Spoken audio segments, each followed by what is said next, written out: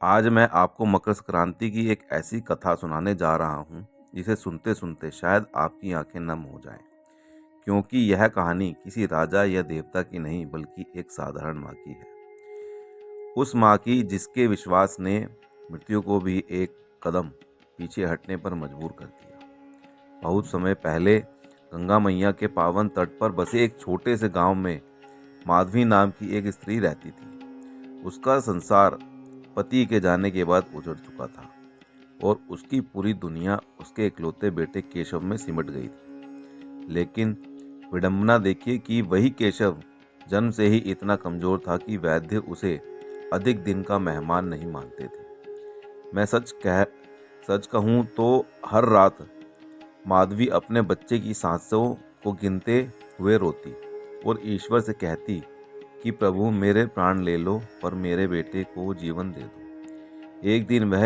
एक साध्वी के पास पहुंची जिसने उसे मकर संक्रांति के व्रत का मार्ग बताया और उसी दिन से माधवी ने संकल्प ले लिया कि चाहे कितनी भी ठंड हो, चाहे पेट खाली हो, वह हर मकर संक्रांति पर गंगा स्नान करेगी, निराहार रहेगी, अपनी सामर्थ्य अनुसार तिल, गुड़ और अन्न का दान करेगी और पूरे मन से भगवान की कथा सुनेगी। साल दर साल वह कांपते शरीर से यह व्रत निभाती रही और धीरे धीरे चमत्कार होने लगा। केशव की आंखों में चमक आने लगी, उसका शरीर मजबूत होने लगा और जो माँ हर पल डर में जीती थी, उसके जीवन में फिर से मुस्कान लौट आई। लेकिन कहते हैं ना कि आस्था की सबसे बड़ी परीक्षा अंत में होती है।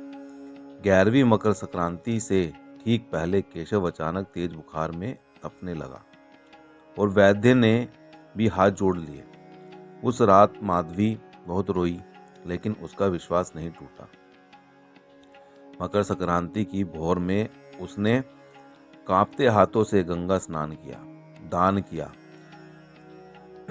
दान की तैयारी की और कथा सुनने बैठ गई। उसी समय जब उसका बेटा जीवन और मृत्यु के बीच में झूल रहा था, तब काल के दूत उसके प्राण लेने आए।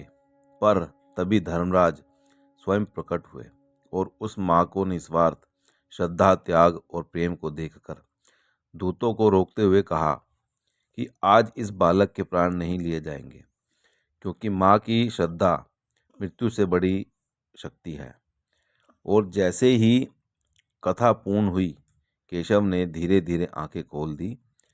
उसका बुखार उतर चुका था और माधवी ने अपने बेटे को सीने से लगाकर ईश्वर को धन्यवाद दिया।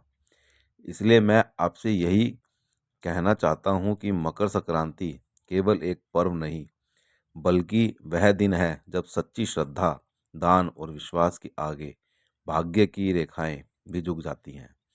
और यही इस कथा का सबसे सुंदर अंत और सबसे बड़ा संदेश है। जय श्री राम।